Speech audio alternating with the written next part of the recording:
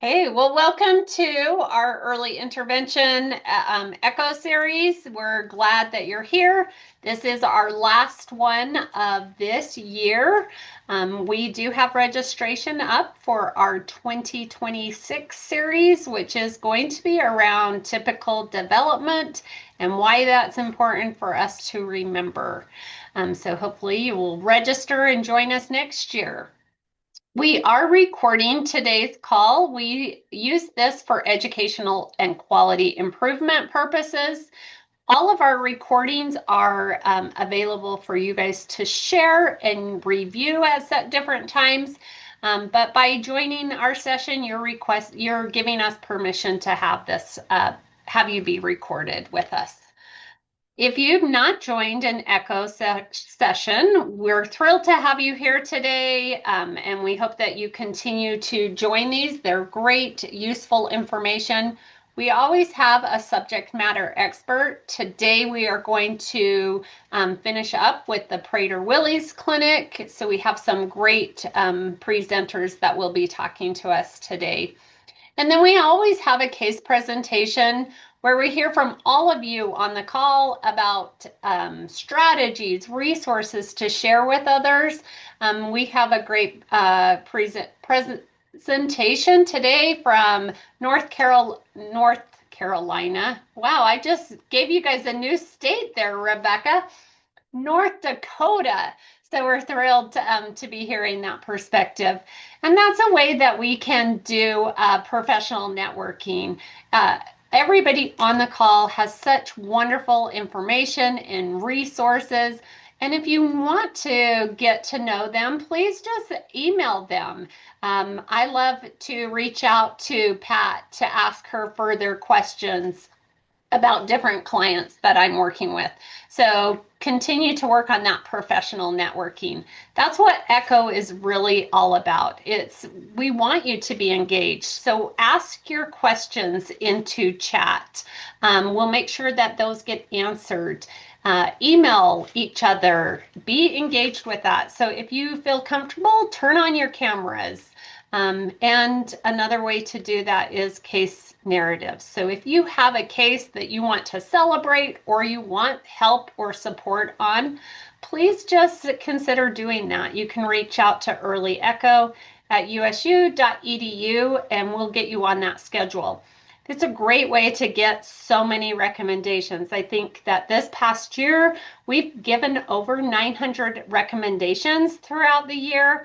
So all of you guys just have such fabulous ideas. I love them. But as we are talking about it, we know that we talk about some sensitive topics. So please remember to protect that individual privacy, de-identify that information.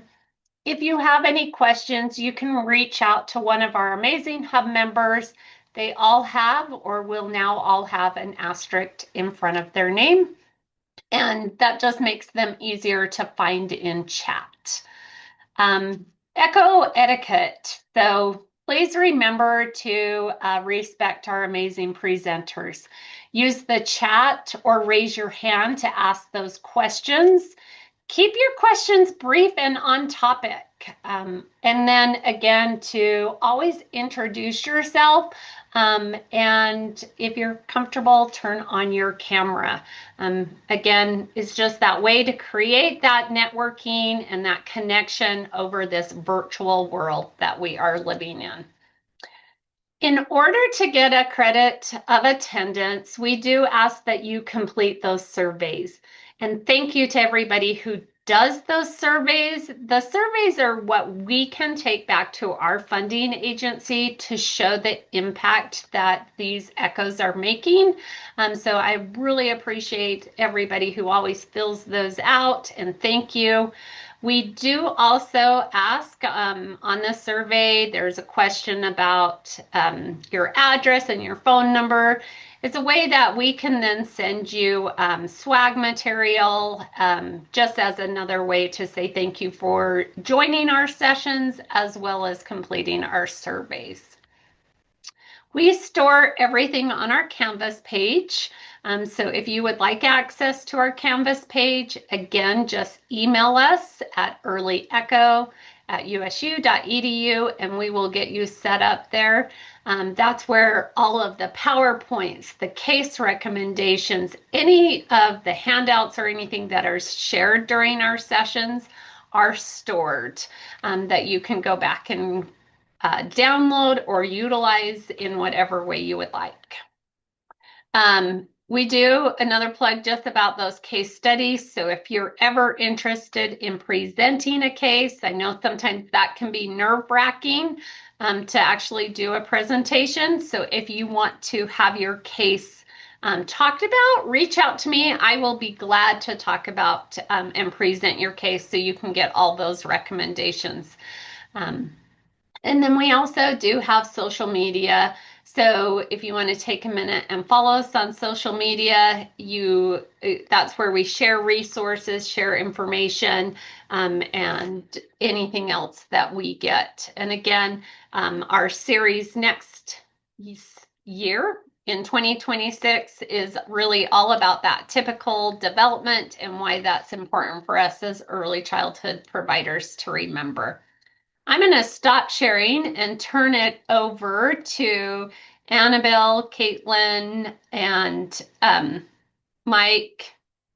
And I'm missing one other person's name. Annabelle, help me remember.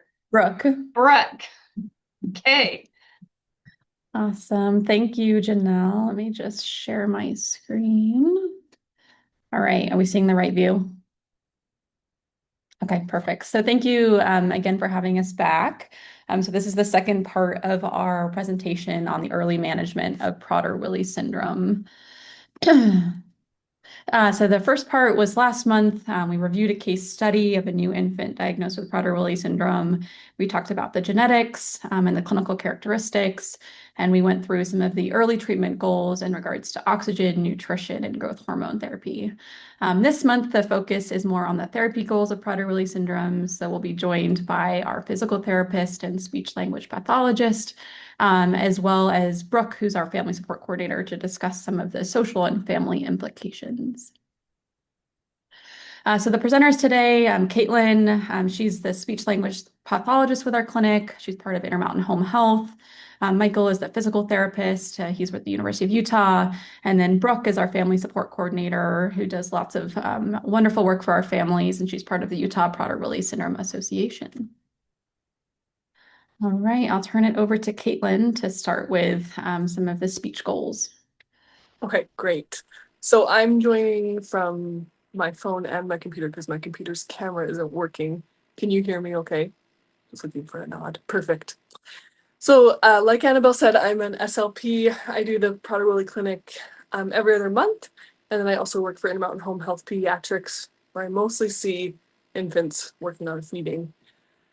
Some of the slides you'll see today are repeats of your last presentation because there's overlap in the information regarding nutrition and then oral feeding. They're very closely tied together. So it will be a good review for us today. And I'm grateful that Sarah Roberts, the dietitian, helped with these slides. So I want to give her some credit there.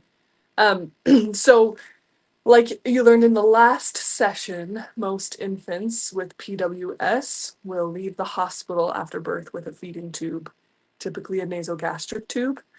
This is because they do not yet have the skills, the endurance, or the tone to feed by mouth yet. So the reasons for this are their weakness due to hypotonia, the insufficient head and trunk control, and then oral motor weakness or weakness in the muscles of the lip, tongue, and jaw. And the typical treatment plan is that 6 weeks after starting growth hormone, we will have them participate in a video fluoroscopic swallow study to determine what consistency of liquid will be safest for them. The reason behind the wait of the 6 weeks is that is when we see the benefits really start to set in from the growth hormone, where we'll see active sucking on pacifiers and improved head and neck control that will hopefully allow them to have some type of oral feeding experience after the swallow study. So we can go to the next slide. Well, thanks.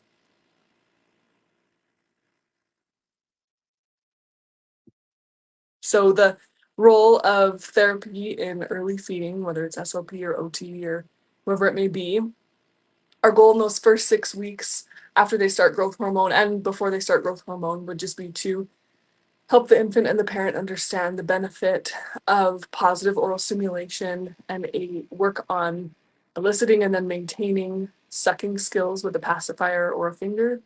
The reason for why we wait those 6 weeks is in the research that has been conducted thus far, children or infants with PWS, the majority of them are silently aspirating when they eat by mouth. So our goals, our first priority is their growth and then their respiratory health.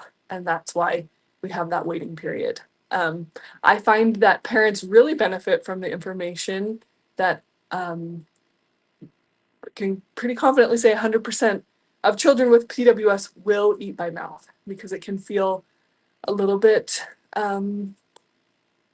just hard to grasp that their baby isn't eating anything and they feel like we're stopping them from making progress. But they will eat by mouth. They just this first phase of their nutrition is they don't yet have the skills, but they will gain the skills. So we'll go to the next slide.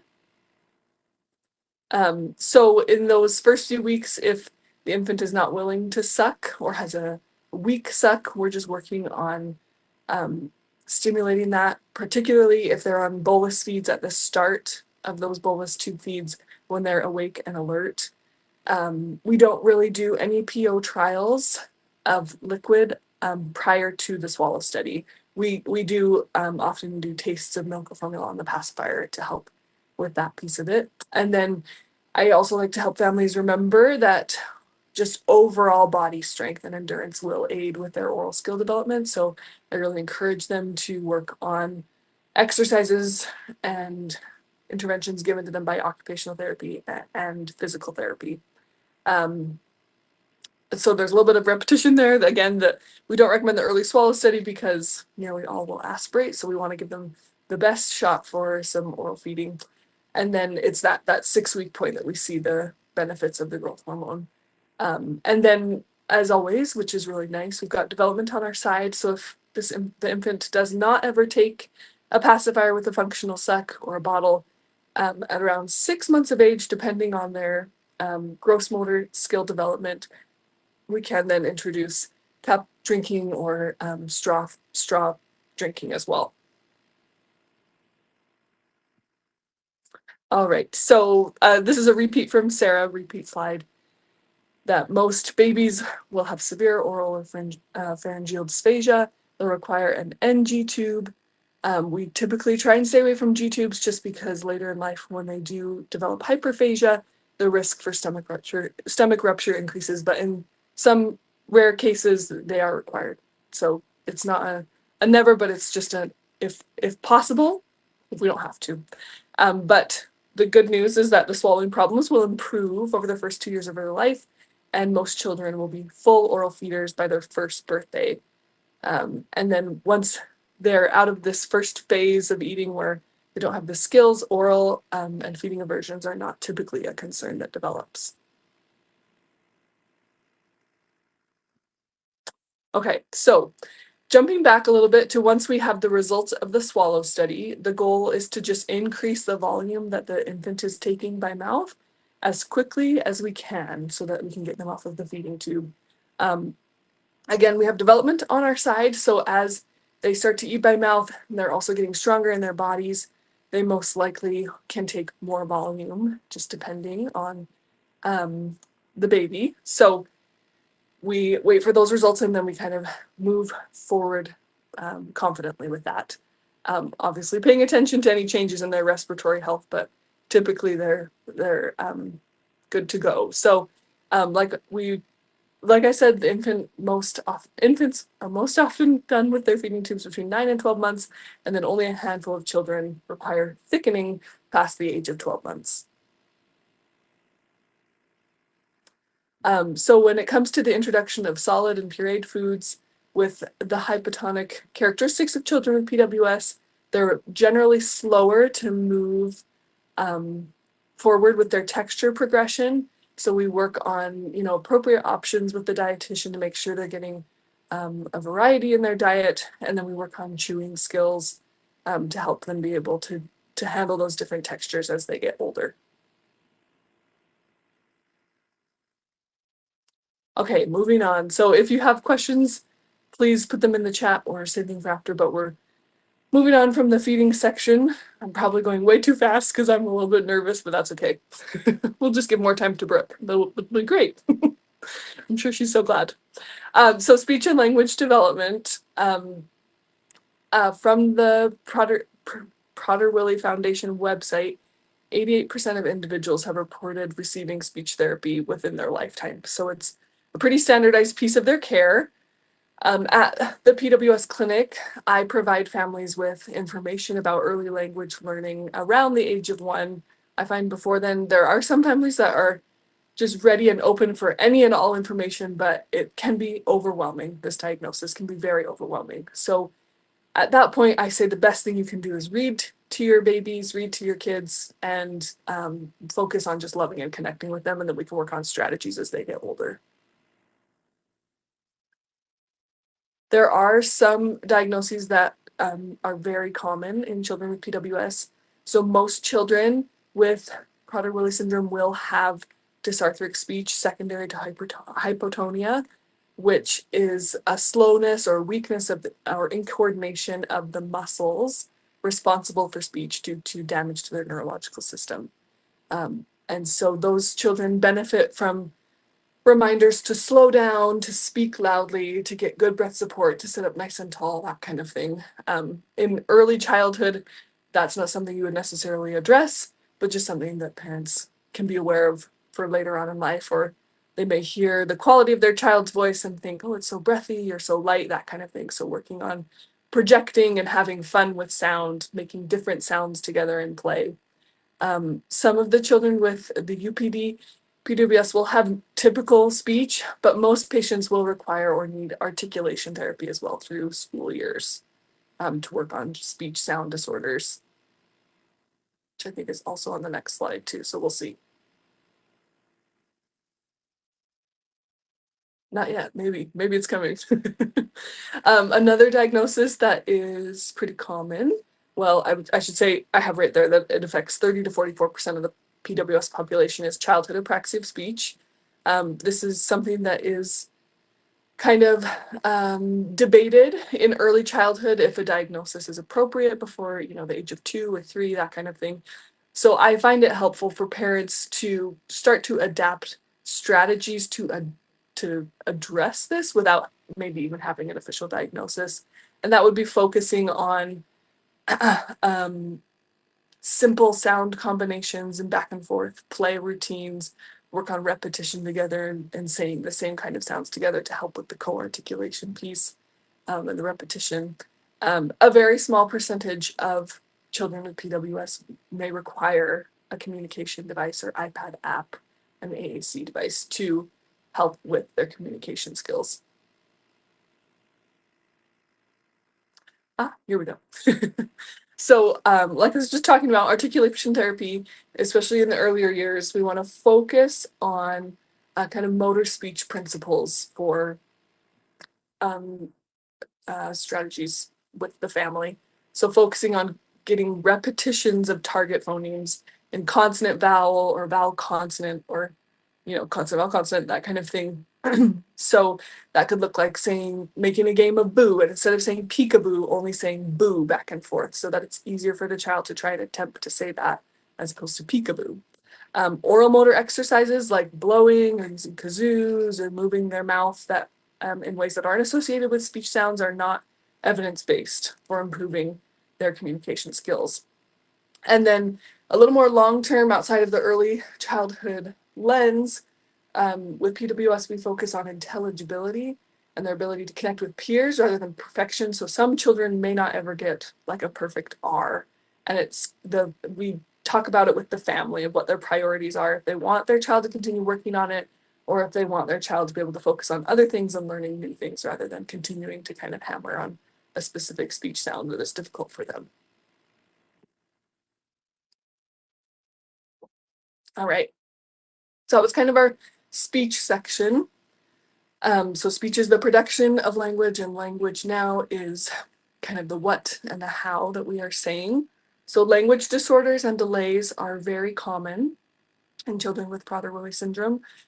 Children will show some very distinctive characteristics, including perseverative speech, which is often related to OCD, poor narrative formulation, difficulty with syntax, and poor conversational pragmatics.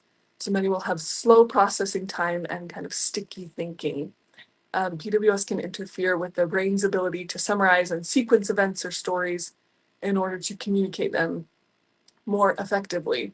So oftentimes with older children and teens, the strategies for this or interventions to try with families look like creating stories together as a family, especially of their own personal life events. So family vacations, it can be making a scrapbook together to talk about what's happened, or making a video together, that kind of thing, or practicing having conversations outside of the actual in the moment conversation. Here we go. So in those early years, I recommend families focus on connection rather than output. It's, as I'm sure most of you know, it's really hard to change that idea we have of using the word say. Can you say this or say that? Say hi, say bye, that kind of thing. Instead, just focusing on the connection piece and giving them the option of what they might say by using that word, and then using waiting time, which is an essential part of helping these children learn the benefits of communication. So instead of, offering them the suggestion of, oh, say hi, just going, hi, and then waiting with that expectant face and not doing anything else. And it feels kind of awkward, but it's good for them and good for us. And then again, the single actions, so body actions, or using simple sound combinations and play routines to encourage back and forth interactions. So every time you put the car down the track saying go, and then waiting to see what the child does in return without giving them any other input. So they just have that one stimulus in their brain, stimuli. All right, great. Any questions for me, or do we want to wait for questions to the end? I'm not sure. Annabelle, what do you want to do? Are there any questions in the chat? Sorry, I haven't seen any come up. Does anybody have any questions regarding language or speech and language for Kaitlyn? we can move on and answer any at the end too, if anything. Okay. One question. This is Amanda. Oh, we do have somebody. Amanda? Yes, I'm just wondering if you have seen them imitate signs, and their use of signs. If we have a little boy that I'm working with and we're signing with and, trying all the things. I know we just haven't seen any sign expression. I'm wondering what your research or experience is with children with Prader-Willi using sign language.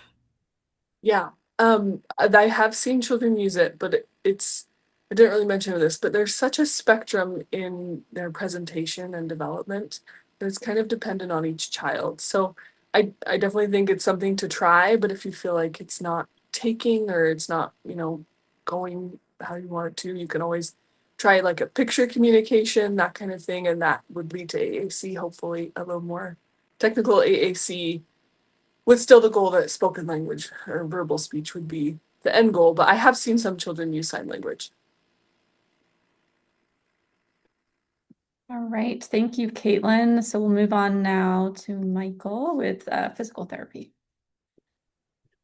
Hello, everybody. Thanks for having me. Appreciate the opportunity. My name's Michael Workman. I'm a physical therapist. Annabelle has said that I work with the University of Utah, which I do, but I also am primarily an early intervention therapist for a number of years. And so most of my caseload is under 5 that I see for PT, and I've been the physical therapist for Prader-Willi Clinic since it started, which I'm embarrassed to say I'm not sure how long, a solid like 12 or 13 years or maybe more. And so I think my impression coming into that clinic about Prader-Willi, I'd had, a handful of patients just in early intervention.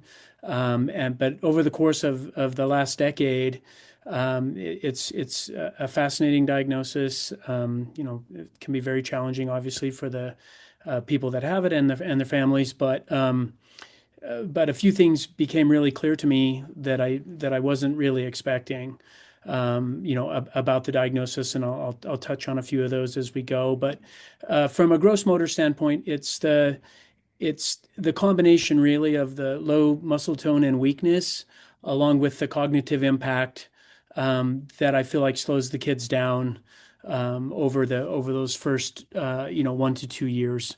And so I don't think it's very complicated when we take it just from a muscle tone and a weakness standpoint. They just don't get as many repetitions as typically developing kids. And so without the repetitions, then motor skills like rolling and sitting and crawling and quadruped or standing and walking are delayed just because the number of repetitions are less than we would get with typical development. And I think that that's rooted in two things. It's low tone and weakness for sure, but it's also there's some cognitive impact when we get to the next slide that we'll talk a little bit about as well. And so most of the time we're going to see them, I'll see them as small babies. 1 to 2 months, I'll see them with Kaitlyn, and I'll see them with our occupational therapist, Chris Pratt. And it's what's most striking is just the really reduced and lack of anti-gravity movement off of the surface. So in supine, most of the kids would be out, in 90 degrees of abduction, horizontal abduction, and just kind of glued to the surface, both upper extremities and especially lower extremities. And so we're not getting a lot of active movement away from the surface in those early months, especially, in the first month and 2 and 3 and 4 months. And in the same would go when they're over in prone. We just don't, it's very, very difficult for them to be able to show any kind of skill unless we have some gravity reduced. Next slide. So, and in the cognitive factors, I think are a big, have a big effect on the development, motor development. So it can be, the motor planning, just looking at movement and trying to repeat and predict as we would typically. Processing speed, delays with that. Certainly, it depends, on the kids. Obviously, if the kids are interested and motivated to grab and reach for things, it's a good sign that maybe we'll come along a little bit faster than the kids that we really have to, encourage. And I think that all of those things on that slide, in terms of executive function and the learning that happens through repetition, we just don't get as much because we just don't get as many repetitions. And I think it's a lot of time it gets blamed on low muscle tone and weakness, which it most certainly is a factor. But I also feel like it's the combination of the cognitive impact with that really slows the kids down in those first months. Next slide. So you can find this kind of chart in many, many places. It was just easiest and most straightforward at the University of Arizona on their Prader-Willi page. The Mayo Clinic has some other resources, but that gives you an idea. It's very rough, but those are some major motor milestones, typical ages in the middle column, and in Prader-Willi onto the right. And so you can see that I don't often see. In the third column, I think 24 months for independent sitting. I think that is long. I think we're seeing that in the mid-teen months most of the time. Quadruped crawling, that one is probably decently accurate, the 18 to 24 months. Really trying to get their floor skills, where what we would call floor skills is rolling, supine to prone to supine, and then a belly crawl. And so once we get floor skills established, then the quadruped crawling usually comes a lot faster. I think the sort of chasm that I fell into for many, many years was getting too hung up on the age of the kids as opposed to the skill level of the kids. And so if we're looking at a 9 or a 10 or 11, 12-month-old kid, we say, my goodness, they should be crawling or standing and walking. And so we gloss over the floor skills especially belly crawl, and them being able to move on the floor. And if we gloss over that and we move too quickly about what the developmental milestones would be, such as standing and walking, I think we do the kids a disservice. And I did that for a number of years where I said, oof, they're too comfortable on the floor. They like laying there, so we're going to have to move upward against gravity in order to get them to develop. But sometimes you really have to keep circling back and working on the floor skills, because that's what will help the kids progress. And if we get good floor skills, especially a good belly crawl, then the quadruped crawl comes a lot faster, and then pulling to standing. And then in terms of pulling to standing, I think the 30 months on that one, I feel like just, clinically that feels a little bit long to me. Around their second birthday, I feel like a lot of the kids are pulling to standing and cruising. And then in independent walking, they have that in that range between 2 and 3 years. And I feel like that's decently accurate. We have some 4 and 5-year-old kids that are just starting to walk, but I feel like that's the exception. And we don't do a lot of wheelchairs in Prader-Willi clinic. I think I've done 2 wheelchairs in 13 years, and most of those kids had other diagnoses and other things going on. Those 2 kids that I can think of, and the one kid was only using his chair for maybe 5 or 6 months, and then I have one kid that I can think of that's a regular wheelchair user. As you get into adult, I also do the adult portion of the clinic, and some of the adults might be using wheelchairs as they get into their 30s and 40s and later. But in the typical development time, in childhood, we're not doing a lot of wheelchairs in the clinic. And I would, the one thing that I was telling you that I didn't expect when I first started doing the clinic that became really clear to me is you can't exercise your way out of this one. You can't, I sometimes struggle nationally with some of the opinions and literature that comes out. I feel like physical therapy is a skill-driven field. We're trying to teach skills to people that they either couldn't do or they were doing and then had some kind of event, right? And that's often, I think, confused with PT, physical training. And I feel like it often gets pushed onto the folks with Prader-Willi that if we walked around more, moved around more, climbed around more, did whatever we're doing, that we would be able to lose weight and stay in better shape. I don't see that clinically. I feel like the combination of the low muscle tone, the 2 slides at the first, the low muscle tone, the weakness combined with the cognitive impact, these guys just wouldn't be able to burn enough calories to lose weight like we can.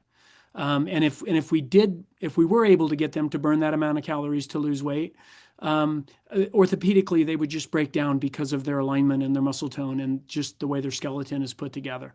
So nutrition, first and foremost, is the way that we manage weight in Prader-Willi. With physical activity, I don't know what percentage. I always guess maybe 15, 20%, if it's even that high.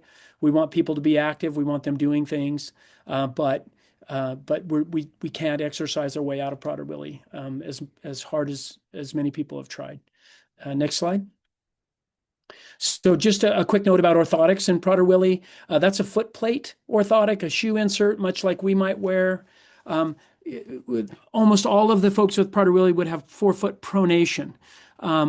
But this orthotic really is only effective for that pronation. But they also have an alignment issue called calcaneal inversion, where the sort of the heel bone shifts inward. If you're not familiar with that term, kind of the path of the Achilles tendon, if you watch it, angles inward. And a foot plate is just not enough of an orthotic to correct for that. So some of the older kids, we might go to a foot plate orthotic like that, but we're going to use some sort of a high top shoe. Next slide, please, Annabelle. And so this is an SMO, and I feel like if we're going to do orthotics in kids with Prader-Willi, I feel like the SMO is really kind of the go-to orthotic. So that corrects for the forefoot pronation that I described in the last slide, but it also corrects for the alignment at the ankle, the calcaneal inversion, which forefoot pronation and calcaneal inversion kind of travel with genu valgus of the knee, where the knees kind of angle inward, and all that stems really from weakness and low muscle tone with people with Prader-Willi, I believe. And so the SMO really is a good orthotic to help manage those. As kids get older and families get older and we get into the teen years, they're not very jazzed about wearing SMOs. It's bulky, it affects your footwear.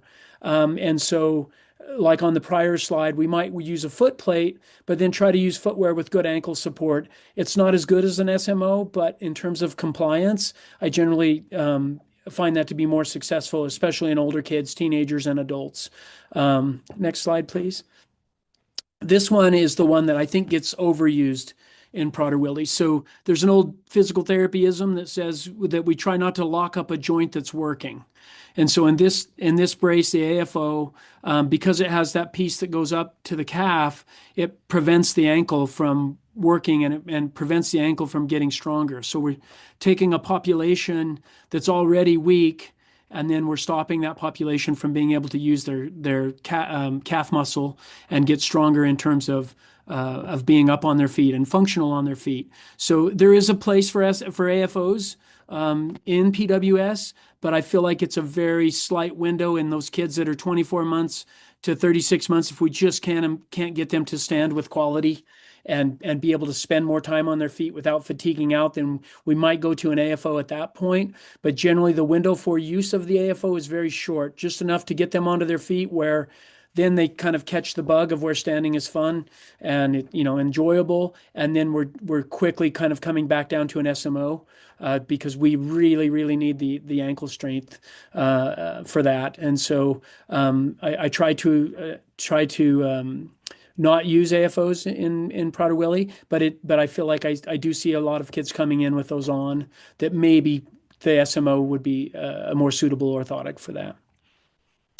And I'm happy to take questions. I'm sure there's a bunch of stuff that we could have talked about for gross motor that I didn't get to, but I think those are generally the highlights. I should say really quickly before we get to questions, if there are any, what Kaitlyn had mentioned about the kids with feeding in the early months just not being strong enough and having in combination with their muscle tone to be able to have the technique to effectively swallow without aspirating.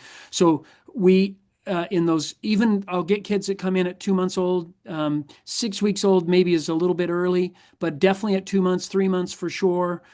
Gravity reduced rolling. So we could be on a therapy ball, we could be off the edge of a surface, like a countertop that's padded or something like that.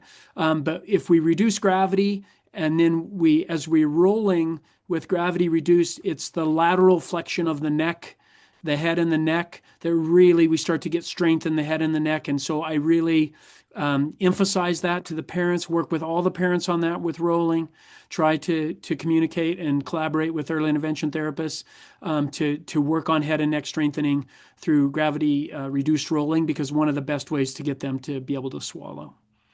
Questions? There was question earlier from Pat that says, how does fatigue play into this? Kiddos that I've seen just get so tired as infants. And I think it was one of your beginning slides. So it's absolutely, it's just that combination. I feel like if our, if where my hand is the firing threshold where our muscles fire, our resting muscle tone is right underneath that, right? So if my pants are on fire, I can move in a split second. And with that low muscle tone, their resting threshold is somewhere down here. And we've got to crank that all the way up to the firing threshold. And then we have to maintain it once we're there if we're going to crawl, roll, crawl, sit, walk, whatever we're doing. And I think that ability for them to get their muscle tone and just the tension in the muscles up enough to fire, tremendously tiring and fatiguing, and that's why we're reducing gravity in so many different exercises that we do.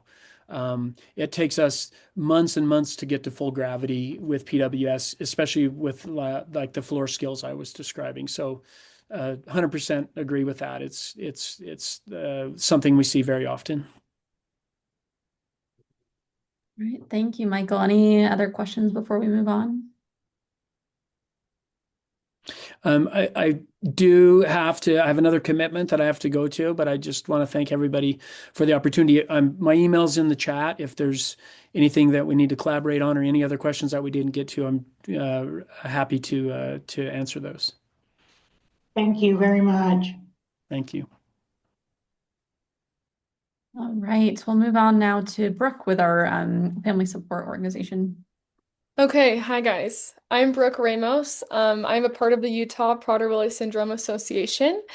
Blessed to be a part of it, to be honest. But I want to give you just a little bit of background about the association to give you some context about what I'm going to say. So, the president of our association, her name is Lisa Thornton. I don't know if any of you have heard of her, but she is phenomenal. She's an attorney. She's been the president of the association for the last 20-ish years.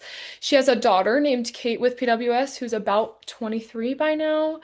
And she just gives endlessly to these families. She spends thousands of hours in pro bono work for these families. And she's constantly at the legislature fighting for bills to be passed or fighting to protect the laws that we already have in place to protect these kids and make sure that they have a really bright future ahead of them. She helped create the clinic and get the funding for that. And so she was the one, well, I don't know if it was just her, but she and Michael Workman kind of, they were in cahoots about what was happening with the clinic. So we're super grateful for the providers that we have there and how much work they do for our kiddos. Okay, so me personally, I'm the family support coordinator for all of the kids 17 and younger. So just in the state of Utah alone, we have about 100 kids that I'm dealing with. We do have some, we call them our adoptees from neighboring states, just because we do have such a strong family support system here. And so we try to take, I'm originally from Arizona. We take some from Arizona, Idaho, Colorado, sometimes Wyoming, Nevada. And to give you some, I guess, more background, I was only connected with the association because I am a sibling of somebody with Prader-Willi. So my little brother Pate has PWS. He is now 19 years old. So I kind of grew up, I think my credentials come from experience and growing up advocating from him from day one. So obviously I love him dearly and I feel so blessed to be his sibling. But I kind of come in on more of the human side of things, I guess you could say, and the constant contact. Anyway, so I do monthly contact with all the families, if not weekly, it ends up being, and I love it. And I spread awareness for government programs to help with assistance. As you guys know, medical care is extremely expensive. And so we try to figure out what programs normally it's specifically in Utah, like their government programs. And then the other thing that I participate in is just I make the board aware of needs. So like every once in a while we have board meetings, and so I kind of come in and report on the families and say, this family needs this, this, and this. Can we provide that for them? Here's what's coming up for this family. Let's, do what we can to help them. And we, as an association, have like 4 to 5 events every year where we just work on community building, fundraising, all of the things. So yeah, very grateful to be a part of it. We also have a mentoring program that's really, really awesome. I know that Kaitlyn mentioned this, but the initial diagnosis can be extremely intimidating and scary. And so we work to pair those families up with families that are just ahead of them, maybe 8 or 9 years or 4 or 5 years. And the goal is that the parents are leaning on each other for support so they don't feel alone and they can see that someone in the future is doing okay, and that they will be able to too. Okay, we can move to the next slide. Okay, so as going forward, remember that all of these comments are just generalizations. They're from what we have seen, what we've experienced. That doesn't mean that every single family has the same experience. And just keep in mind that these kids have value, they have purpose. And it's my personal belief that their purpose is to bless as many lives as they can.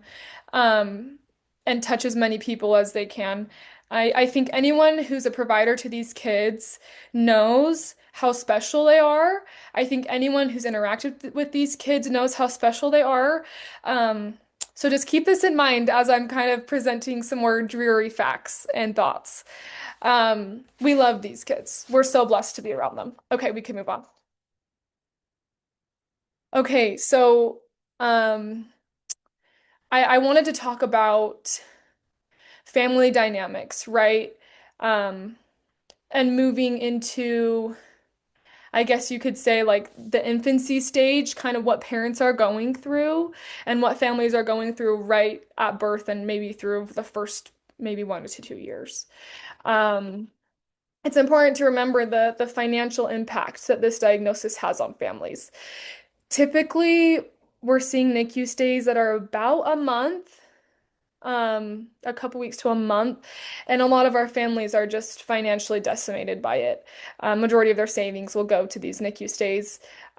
We even have a family who they somehow it worked out where they were using an out-of-network provider, and the hospital didn't tell them. So they owe hundreds of thousands of dollars to the hospital now, and they worked out with the hospital. They pay $16 a month, and they will be paying that for the rest of their lives. And they've just realized that it's not even a mountain that they can climb. And that's what a lot of these families are facing. Um, and so I think it's also important to remember that there is this absolute fear of what's to come. Um, and I know it's the questions of will they ever walk? Will they ever talk? I know that 19 years ago when my brother was diagnosed, we were told he probably will be in a wheelchair and he probably won't be able to communicate with you. Obviously, it's very different, and we have a lot of providers that work really, really hard with our kids that have made the statistics a lot different. Um, but I think that's a huge, hard pill to swallow. Obviously, he can walk and talk. He can walk and talk, and he can participate in life that way.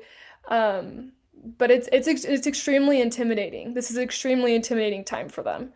Um, they and even if you were to tell them the statistics of, yeah, they probably will walk, they probably will talk, there's just such a fear of the unknown. And what is life going to look like for us? What is life going to look like now for our child?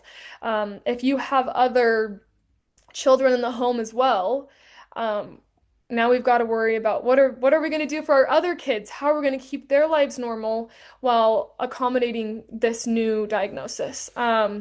I think also during that infancy stage, parents are also going through the financial implications of needing someone to caretake. So a majority of our families, they usually will, well, not usually, but in a lot of situations we've seen, they'll be coming from a double income home or a dual income home where one spouse now has to quit their job. And not only that, the other spouse has to usually cut hours somehow, right? Like it's a full-time job for everyone involved. And so it's important to remember that too. There's a lot of stressors going into that situation. I think also the stress of just seeing, 8+ providers a year and worrying about how they're going to do that with other kids and other schedules and all of that. Okay, next slide. I think it's also important to remember as we're talking about family dynamics in the home, typically by the time that this PWS child reaches toddlerhood, they are completely fixated with food. No one can eat around them. The fridge and pantry must be locked at all times. They're behind on milestones, obviously. And typically, mealtime means a tantrum. That's typically what we're talking about. I remember walking in from school one day, my little brother was 5 years old, and he's just sitting in front of the fridge crying, begging for food. Please, please, will you get me some food, Brooke? Like, you're my sister, please. And I remember him just tears running down his face. He's sitting in front of the fridge, and he's just like, food, food, food, food, food. And my mom's sitting in the other room and trying to distract him, or she's sitting in the same room, but trying to distract him, trying to get him off of that fixation. But that's every day. That's every day for these families. For a majority of these families, there's some families that the hyperphagia doesn't hit until a little bit later, but for a lot of these families, it's like by toddlerhood. And so that's something else to remember, the emotional strain that comes from trying to protect somebody that doesn't really think they need protecting or doesn't understand why they can't eat all the time. Um, and why you're being so mean to not let them eat all the time. I think that's probably one of the biggest factors into why it's so difficult in these homes. Anyways, yeah. So I also think it's important to remember for context too is that a majority of these kids struggle really, really bad in school, in special ed and everything. We have to usually go in, we do a ton of school trainings with the association, because a lot of these schools just don't see this. A lot of schools don't know how to handle this syndrome or what to do and coping mechanisms and all of the things, because traditional reward systems that they use for other special ed kids usually don't work for ours. Um, Anyway, so there's just strains coming from every aspect of life for these kids. Okay, we can go to the next slide. So parents obviously are extremely stressed by this point, right? Their kid has made it through infancy into toddlerhood, and everyone's in survival mode. Um, and then you kind of have the lifetime, um, I would say, fallout of this syndrome. And many parents that have a child with PWS become suicidal. I know in the last few years, there's been a few situations where we've had to go in um, when a parent has tried to commit suicide. They feel stuck and hopeless because this is their whole lives. This is the rest of their lives. We've had, and the slide says some divorce, some parents divorce, but I would push and say many divorce. In the last year, in the state of Utah alone, we've had 3 of our families announce that they're getting divorced, just because the burnout is so intense, and the tension that it creates in the home is so intense, that it's extremely difficult to keep the peace. I think it's also important to remember that this doesn't happen in a vacuum. So you also still have the daily stressors of life that everybody has, but then you just have this on top of it. This quote, I think, puts a lot of it into perspective. It just says, I have reached the conclusion that PWS is one of the 2 most grave ailments I've encountered. Family systems deteriorate and life becomes hell for all concerned. Doesn't mean that every single family's life is that way, but it's really hard to have it not be that way. You have to have really, really intentional systems in place, and really intentional life goals, and you have to really be on the same page as your spouse, to make it not that way. I think it's important also, like as providers, when you go into a room and you feel like the parents just aren't being receptive, or they're stressed, or maybe they'll start crying. I know, like, I've had a lot of parents just call me crying. It's important that during those times, I think we're very understanding and we're like, you can do this, because I know what you say to the parents means a lot to them. I've had many, many parents come to me and be like, well, this provider told me this, and not that that provider meant anything bad by it. But those words really stick in their minds, and they're holding on to every word you say, whether they act like it or not. Um, Anyway, so, and I think a lot of parents deal with guilt, guilt that they're not doing more, guilt that maybe their kid broke into the pantry last night and ate 3 fudge bars and now they're up 3 pounds.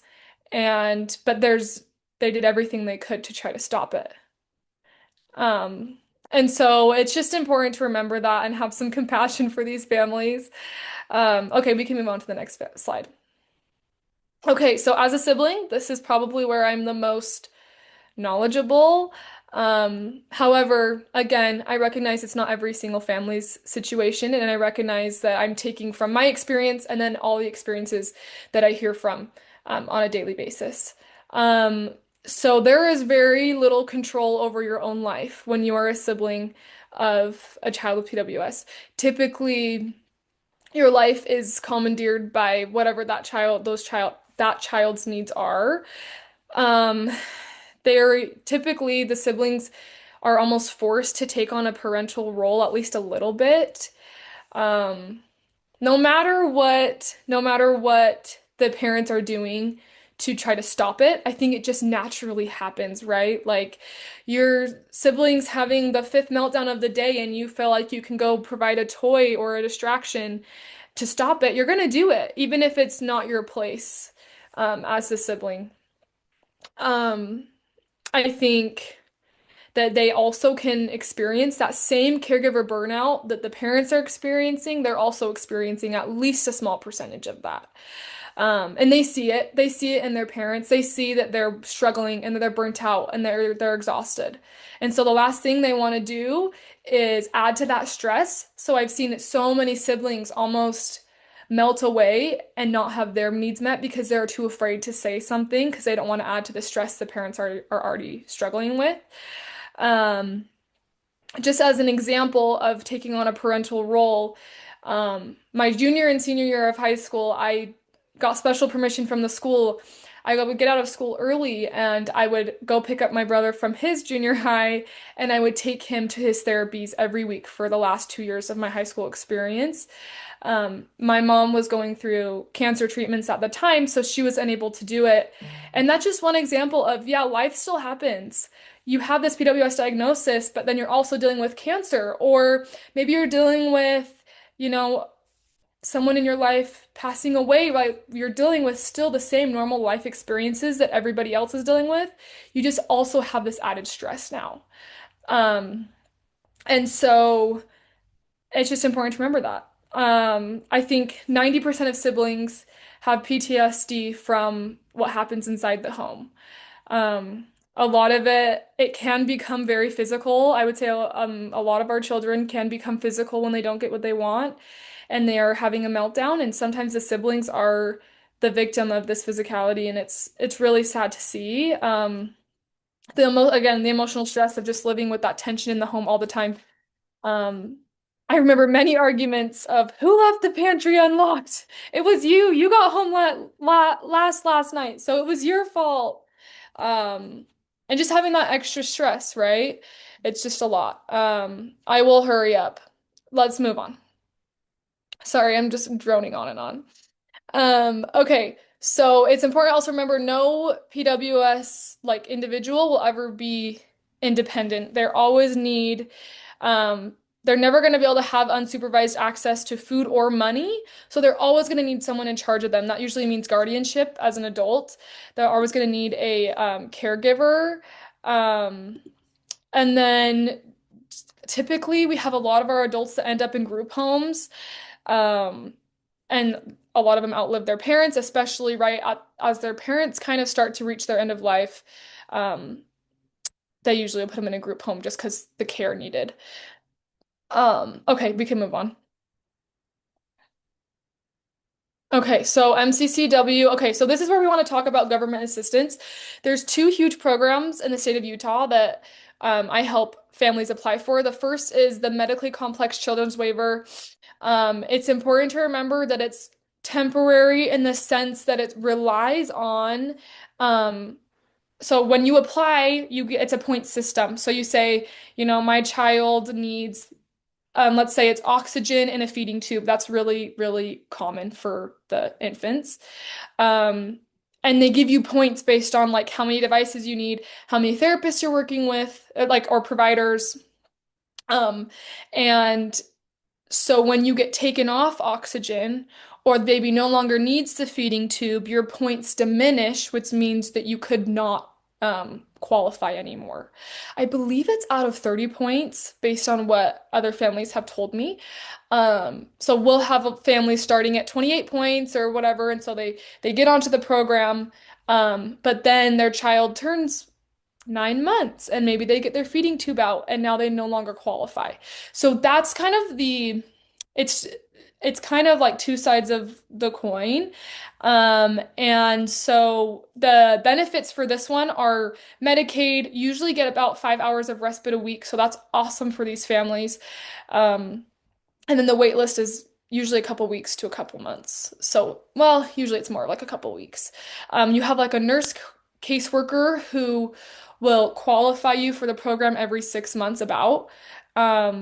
So it's just important to remember that, yeah, you can get taken off this one, and you probably, typically we see our kids on this from birth to about 1 year old.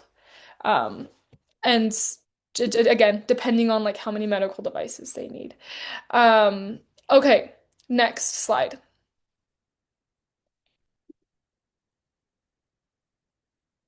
Okay, sorry. I didn't realize you changed it. I was looking at the wrong thing. Okay.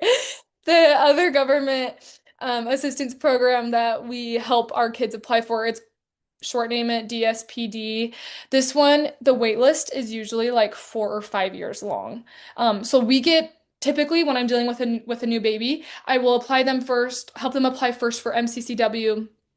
And then once they're on that, I'll help them apply for DSPD. So that hopefully that gap of not having the government assistance is as short as possible. This one is permanent. Once you're on it, you're on it. Obviously, if you're like committing fraud, you'll get taken off of it. But once you're on it, you're on it. And then the wait list is really interesting with this one because it's about 4 to 5 years, but they shuffle the wait list. It's not like, oh, I'm number 1,000 and I'm just going to slowly move up over the 4 years. It's based on need. So every 2 to 3 months, I contact families and I get an update from them, and that will hopefully move them up the wait list. So I mean, I would never wish this on people, but examples of what people have had happen to them is, well, we just lost our house. So that's a big financial need that DSPD considers and says, oh, well, you guys might now move up. Or, we're going to get divorced. I've been dealing with that one too. So that you might move up. So that's important to remember. It's almost like what do they say? The squeaky wheel gets the grease. That's what I always tell my families about this one, because you've got to constantly you want to be top of mind. Because so you apply for it, you get assigned a caseworker, which we are so blessed. We have the same caseworker that takes all of our PWS families. So she knows what she's dealing with, and she's just amazing. Her name's Luan. And so that's who we're updating. We're updating the same person. They know us, we know them, and we want to be top of mind when they are reshuffling that wait list. And so benefits, once you get on DSPD, you are given like a more permanent caseworker, and they help determine the benefits. So a lot of benefits, for sure, it's Medicaid. The things that differ are the caregiver compensation and the respite. So I have families that are getting 30 hours of caregiver compensation a week. That's not very common. That's considered extremely high. But that's to try to help avoid the caregiver burnout, especially considering what we talked about earlier with having the financial strain of having to be a caregiver and not be able to work. Respite, and it all depends. Like if your kid is in school, you're going to get less respite hours and less caregiver compensation because you have X amount of hours a week that your child is in school. So those are the two things that really differ, respite and caregiver compensation. We have a system now where we have a few caseworkers that we feel like really understand our kids and have really tried to learn about Prader-Willi.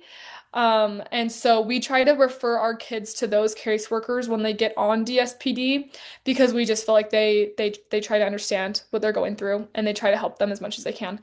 It is a more intense application process, but again, it's worth it because once you're on it for life. I don't think I had anything else after this slide. Yeah, that's it. Any questions, I'm happy to answer. And I've zoomed through the last few slides, so if anything doesn't make sense, again, happy to talk and chat whenever. Thank you so much, Brooke. And as we had mentioned last month when we talked, we connect all of these families with Brooke and the family support group as soon as they're diagnosed. So Brooke really works with these families very, very closely from the very beginning and then all the way through. And we're really grateful for all of their help. Are there any questions? Anything else we can answer right now? So I know you answered this. I just don't know if anybody else noticed this in chat. So there was a question, do individuals with PWS have a decreased response to illness, heat, and cold? And Annabelle responded that they do. see temperature instability, and some individuals may not develop a fever when sick. They also have that increased pain threshold, so some signs of illness may be reduced. However, individuals can still get sick, but with less obvious signs or symptoms. So, that again is just another thing to navigate that illness. And then, Brooke, there is a question: is how do you talk about your siblings' needs and strengths with friends and others outside your family? This is actually a really interesting question, and I'll try to be as succinct as possible. Um, I I really didn't grow up talking a lot about Pate, um, other than his needs to family and friends. I tried to talk about him in the most positive light as possible because I felt that, sibling protector mode of like he's amazing. I think that the one thing I would say is like if we go to my house, this was kind of another hard part. If we go to my house, we can't eat anything, or we can't eat while he's eating. Um, and that would pro impact friendships a lot. And the one thing I would always say too is like, as I'm trying to describe this syndrome, right? You are like in fifth grade and your friend's like, "Oh, what's wrong with your brother?" And I'm like, "Well, where do I start?" I love him and he's amazing, but the one thing I would always say is his body's always telling him he's starving. And so that really affects a lot of his behavior. And that's the one thing that I felt like was more impactful than anything else in my life. Um, and so that's what I would normally say as far as describing the syndrome. But strengths, I mean, you meet the kid, he speaks for himself. He's phenomenal. Strengths really are his ability to connect with people without talking with them. It's really, really interesting to see. I mean, he can make a friend in 1 second, and anyone he meets is his best friend. And you feel like the most important thing in the world when you're with him.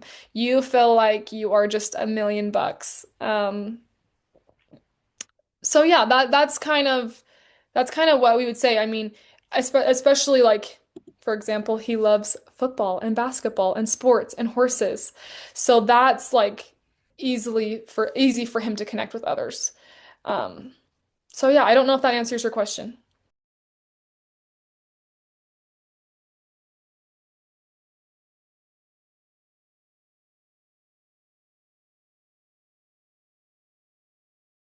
For that, I'm muted, so you couldn't hear that. So,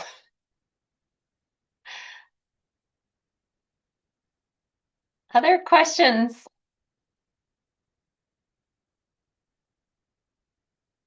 All right. Well, thank you all for your time. I'm going to pin Rebecca and Maggie, and I'm going to share my screen. Maggie is going to be our case discussion today, and we are going to be discussing it in a large breakout group today. So everybody stay on the call so we can have a great discussion afterwards. Hi, so I'm Rebecca Foster. I'm from the Minot Infant Development Program in Minot, and I have with me today Maggie Huff, who is the adult sibling of a person with Prader-Willi, and she is also one of our service coordinators that we work with in our area. So, so it's kind of cool how Brooke was sharing some of her experience because when we were talking as a team after our last session, we were talking about just the impact long-term on families. And I said, it'd be really interesting to speak with somebody who has that perspective as an adult sibling. And so that's kind of the perspective we're going with today. So Maggie's sister is almost 35 years old. She has a diagnosis of Prader-Willi syndrome, and she was diagnosed at birth. She was on growth hormone until puberty, early teens, when she had to stop due to scoliosis. And then she had to have 2 rods put in her spine around age 16, which has impacted her mobility overall. She currently lives in a group home setting with approximately 10 people, and she has her own room there. She works 3 days a week at a local post office, and Maggie is her sister's legal guardian. Next slide.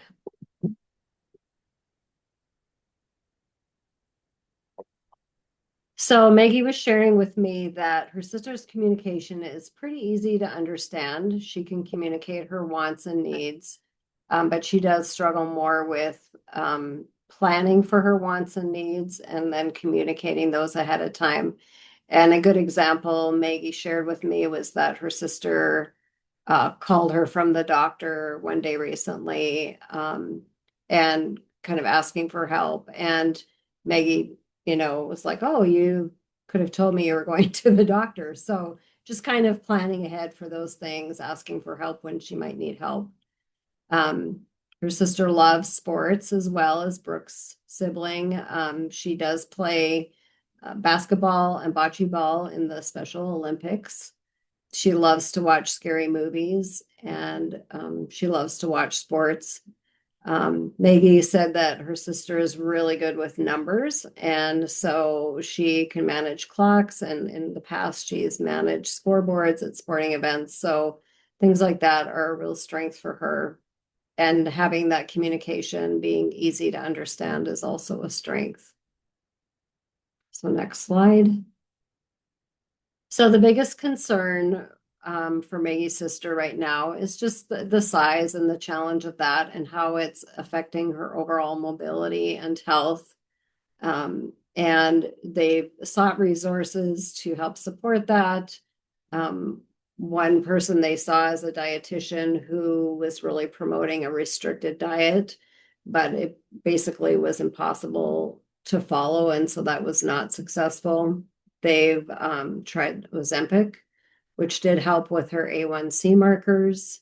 Maggie said that they're currently looking into the medication called Vicat, but the primary physician didn't really know a lot about it, so she was hesitant to prescribe that. So they're just kind of exploring options related to that right now.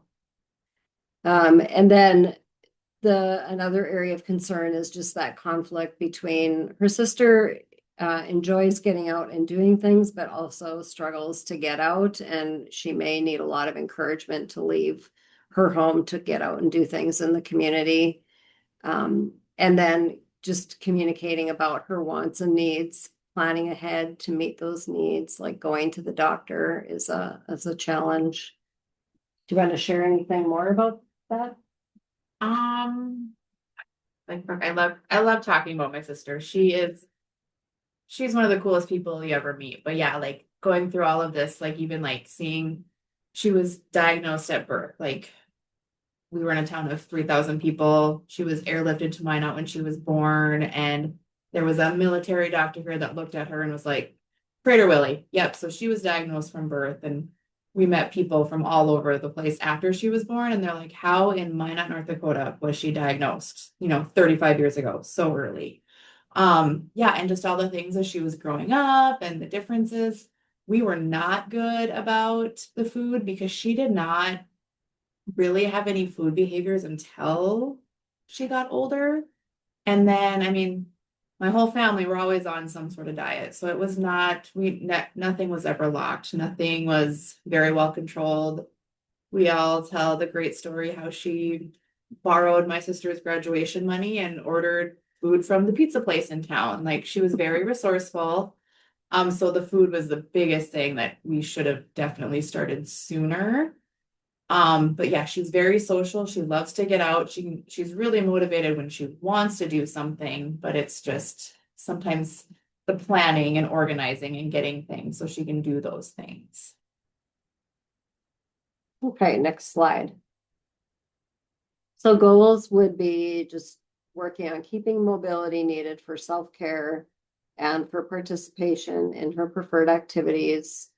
Barriers would be having resources in the community to support her health, and the risks as she gets older, the risk of falling in the winter time. And also you mentioned something to do with her ankles. Yeah, she has very, and it's most kids with Prader-Willi, they have the small ankles, small hands. So as they get bigger, those little ankles supporting them, it's kind of scary to watch her sometimes when she's moving.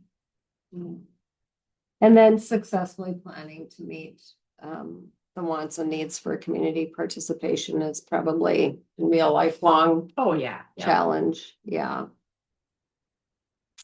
Okay, next slide.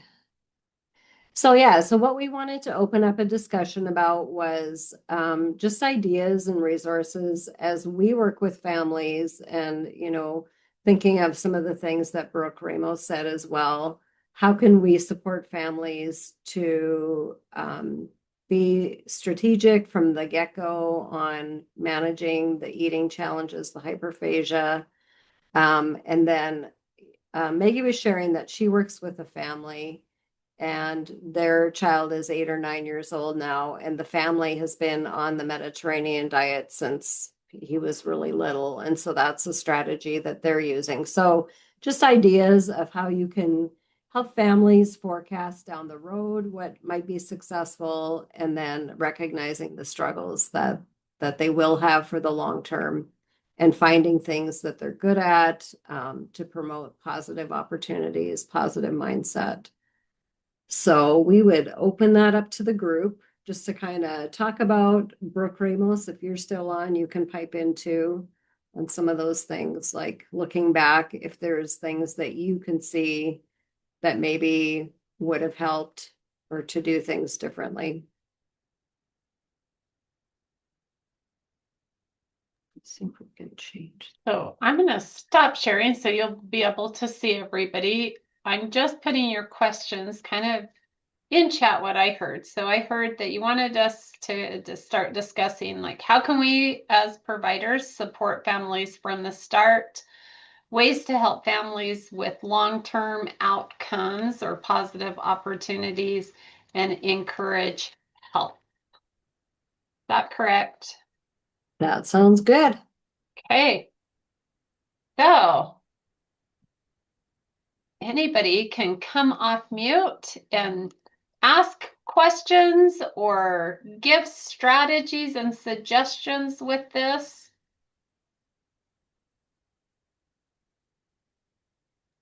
Well, Pat's going to come off mute. Good. Okay, Pat. Well, I have worked with individuals with PWS for a long, long time. And the new dietary strategies, the growth hormone injections, are new within the context of my practice, being how long my practice is. And it's a family affair. It's not, a diabetic medication that you're injecting in your child every day. And I've noticed that, if your lifestyle struggles are with diet and good nutrition, it's really hard to then look at your child and say, oh, well, by the way, you're not allowed to have this cupcake, only I'm allowed. And so I've been involved, obviously, with EI in home environments, and it is a whole focus. It's a whole family thing. And that's hard. That's really hard if you are not used to micromanaging your own dietary intake. It's very difficult with a child. So that has to start day one from the clinic. Does anybody know if there are certain diets, like a keto diet or anything?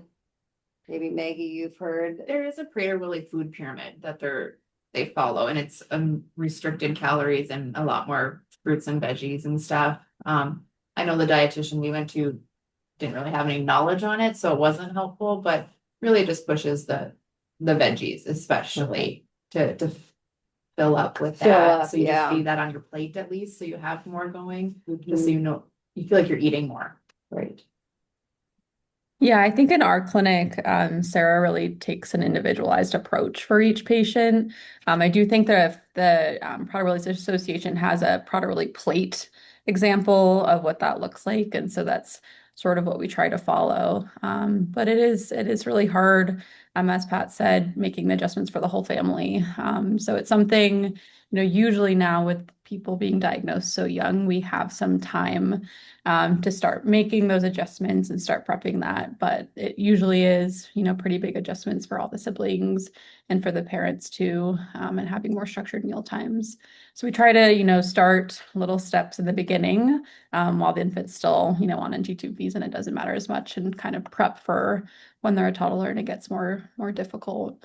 And that's also where I think our family support group plays a huge role. So connecting them as infants with other families that have slightly older kids really gives them a lot of like strategies and ideas that they can start thinking about before even having to implement anything. There is a question about just the Prader-Willi's pyramid or plate, and where could people find more information out about that? I will look for it and see if I can send it in the chat. Okay, great. And then Kathleen, it looks like you came off mute. Did you have a? Well, I did. My question is, I just have a question. Do a large majority, and maybe this was addressed, and if it has been, I'm so sorry, but do a large majority of these individuals end up with diabetes? Or is that part of this? Yeah, good question. Definitely not everybody. And I think now that we have sort of better dietary control, that growth hormone, other strategies in place, I'd say less individuals are. We still have some that do get diabetes, and I'm more on the pediatric side. So, we have only a couple within our 50 or so patients that we follow, maybe 2 that have type 2 diabetes during adolescence. And then I think that increases a little bit during adulthood. But in general, it's not everyone, but it's something that we watch closely with the obesity. Because it just seemed, I had a child with juvenile diabetes, and it seems like there's so many, it's kind of the same in certain, some of the things that you were describing were kind of what I had gone through as a mother. And he's now in his 40s and has done phenomenal, but it really was a matter of our whole family had type 1 diabetes when he was diagnosed, because we wanted, I wasn't going to feed him any differently than the whole entire family ate. And so, if that's something I help for other families, is wrapping around them and understanding that, you all have this. It's not, this is making sense. It's so close to my heart that I don't think I can really share it adequately. But, and also I took him under my wing, and education was huge in our family. We learned a lot. I went to, a lot of programs and a lot of things where we just learned and understood. And from a very, very young age, he learned how to take care of himself, so that when he became older, it was never really a huge, I mean, it's big, but it's not as bad as what it could have been had we just, said, do your thing, go for it, and that happens in families too. I've seen that too, where information is stuck on the shelf, and parents don't understand really what they're dealing with. So I've seen both of a whole family approach and both of a, it's your problem type approach. But I really appreciate that, Kathleen. And I wonder if that would be, just as we're all talking about, that's one of the ways to support the families from the start, right? Is providing that education. So the more that we can have a better understanding of what that PWS plate looks like, so we can help families navigate that, or talking to them and educating them. And then connecting them with those family groups as well as, but then I just think about you, Maggie, and your sister, and now she's older, right? And so have you connected with older groups that are, and I don't know how Prader-Willi's in adult. It's not very common here, and honestly, that has been one of the hardest things, because she's smart, so she knows.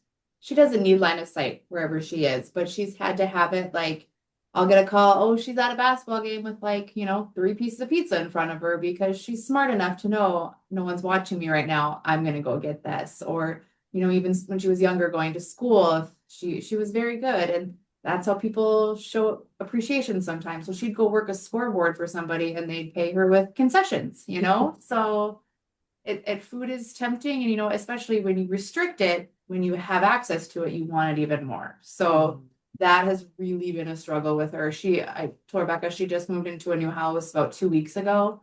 And she told me yesterday, she's like, well, they finally locked my fridge, so the temptations are gone. So she's smart enough to know she's not supposed to do it, but when it's there, she's gonna do it. Yeah. And it reminds me of our case presentation we had last month that everybody was, she was worried about the family members and the holidays. And you guys all, I just want to say the mom was just thrilled with all the recommendations that she got. But being that kind of constant educator to the community, and that's got to be exhausting at times for sure. So how do you continue to help that? Mm.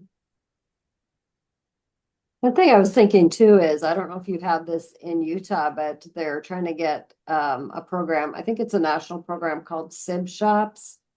And it's for siblings of kids with disabilities. And so I think it's geared for like around first or second grade up to middle school age.